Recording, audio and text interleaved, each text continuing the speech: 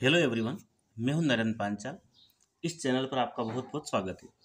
हम लोग सिंधु घाटी सभ्यता को पढ़ रहे थे ट्रिक के माध्यम से। आज हम वैदिक सभ्यता में कुछ ट्रिक के माध्यम से चीज़ों को सीखने का प्रयास करते हैं। ट्रिक्स की एक पूरी प्लेलिस्ट है, आप उसे ज़रूर देखें। आपने जो डिटेल पढ़ी है उसका एक प्रकार से ये रिवीजन हो जाएगा। तो सिंधु घाटी सभ्यता के बाद जो हमारा दूसरा चैप्टर आता है वो वैदिक सभ्यता का आता है। इसकी जानकारी हमें वेदों से मिलती है।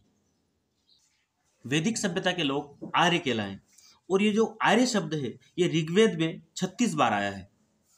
और यहाँ पर आर्य शब्द का मतलब होता है श्रेष्ठ, कुलीन, है ना, उत्तम या साधु प्रकार का व्यक्ति।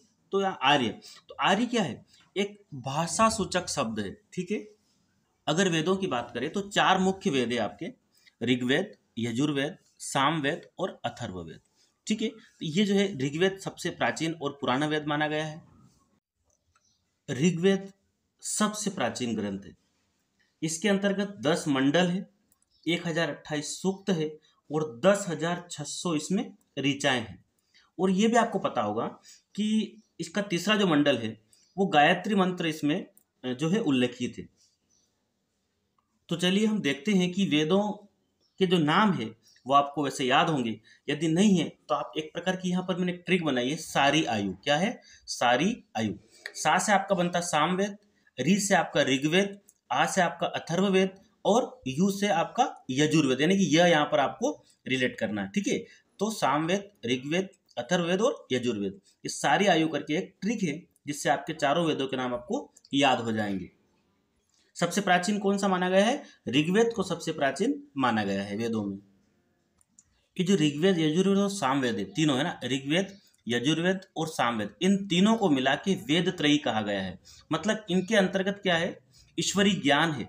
ठीक है। यह पारलौकिक ज्ञान इसके अंदर, इन तीनों के अंतर्गत ये चीजें, इसलिए इन तीनों को क्या कहा गया है? वेद त्रयी कहा गया है। यानी कि देवताओं का यहाँ पर इसमें उल्लेख है ऋग्वेद, यजुर्वेद और सामवेद में। और इसकी बात करें, अथर्ववेद की बात करें, इसमें यानी कि भौतिक, है ना, यानी कि मानव के बारे में इसमें जानकारी दी गई है अथर्ववेद में। और ये भी आपको पता होगा कि वेदों का जो संकलन करता है उन किसे माना गया है? कृष्ण देवपायन को माना गया है, यानी कि वेद व्यास को वेदों का संकलन करता माना गया है। ऋग्वेद में क्या है? ऋग्वेद में जो है वो जो ऋचा हैं उन ऋचाओं का क्रमबद्ध समूह है। इसमें देवताओं की स्तुतिपरक रचनाएं हैं। ठीक है। और ये ऋग्वेद जो है ये ऋक धातु से बना है। सामवेद को क्या माना गया है? भारतीय संगीत का जनक माना गया है सामवेद को। ठीक है। संगीत के बारे में सामवेद में जानकारी है, यानी कि भारतीय संगीत का जनक कौन है? सामवेद है। साम शब्द का मतलब होता है यहाँ पर गान, यानी कि गाया जाने वाला। सामवेद में जो मंत्र है ना वो देवताओं की जब स्तुति की जाती है उस समय गाए जाते हैं। अथर्ववेद जो है इसमें मानव यानी कि लौकिक और भौतिक ज्ञान के बारे में जानकारी है। इसमें तंत्र मंत्र, जादू टोना, वशीकरण, कृषि से संबंधित जितनी भी चीजें हैं, बीमारियां या उनको दूर करने के उपाय, औषधियों के बारे में जानकारी, सभी इसी वेद के अंतर्गत आती है। और इसको है ना सबसे नया वेद माना गया है। और सबसे प्रचलित वेद भी कौन सा है? अथर्ववेद।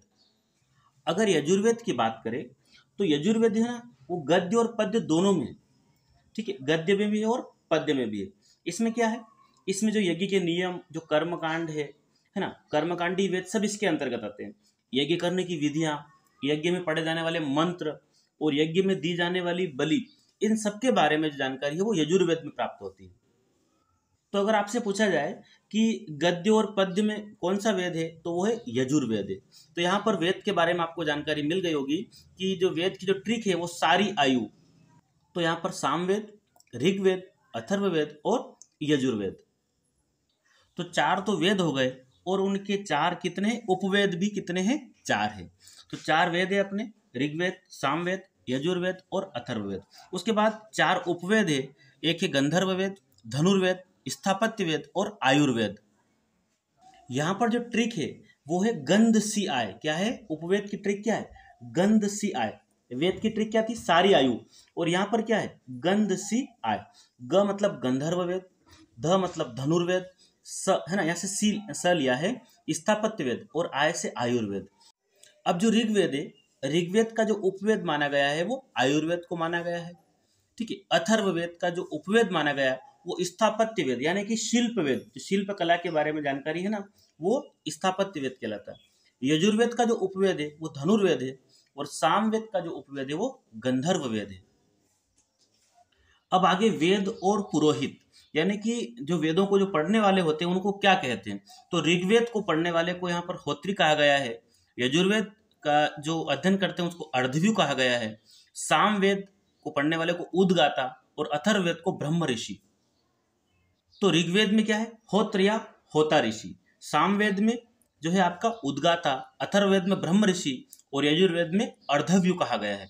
अब इसकी ट्रिक क्या है, होता है आधी उम्र में ब्रह्म ज्ञान। ठीक है, होता है आधी उम्र में ब्रह्म ज्ञान।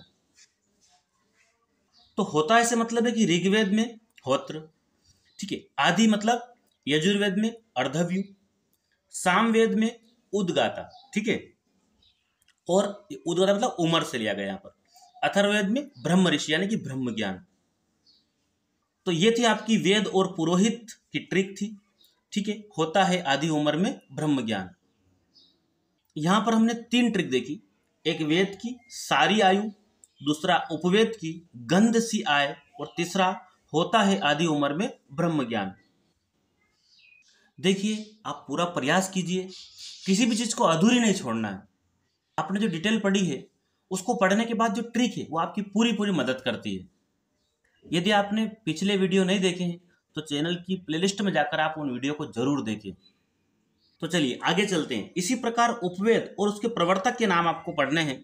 तो जो गंधर्व वेद है उसके प्रवर्तक है नारद, धनुर्वेद उसके विश्वामित्र है, और स्थापत्य वेद या शिल्प वेद के जो प्रवर्तक है वो विश्वकर्मा है, और आयुर्वेद के प्रवर्तक है प्रजापति ब्रह्मा। तो ये उपवेद है आपके। ठीक है, सामवेद का उपवेद कौन, गंधर्व वेद, यजुर्वेद का उपवेद कौन, धनुर्वेद, अथर्ववेद का उपवेद कौन, स्थापत्य वेद, और आयुर्वेद का उपवेद कौन, ऋग्वेद का जो उपवेद है वो आयुर्वेद है। तो किसी भी चीज को एक बार में पढ़ने से समझ में नहीं आती, उसको 2 से 3 बार आप देखें तो धीरे धीरे चीजें आपको समझ में आएगी। वैदिक काल को भी 2 भागों में बांटा गया है, एक है ऋग्वेदिक काल और एक उत्तर वैदिक काल। तो ऋग्वेदिक काल में एक वेद की चर्चा की गई है जिसमें ऋग्वेद के बारे में है। उत्तर वैदिक काल में जो बाकी 3 वेद बचे हैं आपके, सामवेद, यजुर्वेद और अथर्ववेद की जानकारी है। तो ऋग्वेदिक काल में जो देवताओं की चर्चा की गई है वो इंद्र, अग्नि और वरुण की चर्चा की गई है। उत्तर वैदिक काल में त्रिदेव यानी कि ब्रह्मा, विष्णु और महेश के बारे में चर्चा की गई है। वेद के बाद आपको ब्राह्मण ग्रंथ, आरण्यक ग्रंथ और उपनिषद के बारे में जानकारी प्राप्त करनी चाहिए। उम्मीद करता हूं ये आपको थोड़ा बहुत समझ में आया होगा। आप कोशिश कीजिए, प्रयास कीजिए, आप जरूर सफल होंगे। मेरी शुभकामनाएं आपके साथ हैं। आप चैनल पर नए हैं तो चैनल को जरूर आप सब्सक्राइब करें ताकि आने वाली वीडियो आपको जल्दी से मिल जाए। Okay, thank you.